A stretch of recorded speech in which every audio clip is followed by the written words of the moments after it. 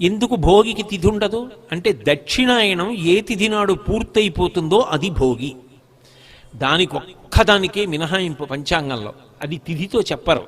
ఎందుకు చెప్పరు అంటే దాంట్లో ఒక రహస్యం ఉంది.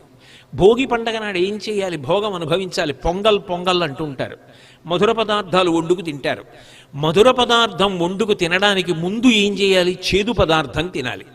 తాను స్వార్థం అనుభవించాలంటే తీయగా ఉంటుంది, కష్టపడడం చేదుగా ఉంటుంది. చేదు ప్రయత్నపూర్వకంగా తిను. అంటే కష్టపడడాన్ని జీవితంలో అలవాటు చేసుకో. కష్టపడి బ్రతకడం అలవాటు చేసుకో. నువ్వు ఆరుగాలం కష్టపడ్డ తర్వాత పంట ఇంటికి వచ్చిన తర్వాత పొంగల్ పాయసం తిను. అక్కడ మొదలుపెట్టిన చేదు ఇక్కడ మధుర పదార్థంతో పూర్తవ్వాలి. కష్టపడకుండా మధుర పదార్థం తినే అర్హత నీకు లేదు. అందుకని ఉగాది నాడు చేదు తిను, పొంగల్ నాడు భోగి పండగ నాడు మధుర పదార్థం తిను.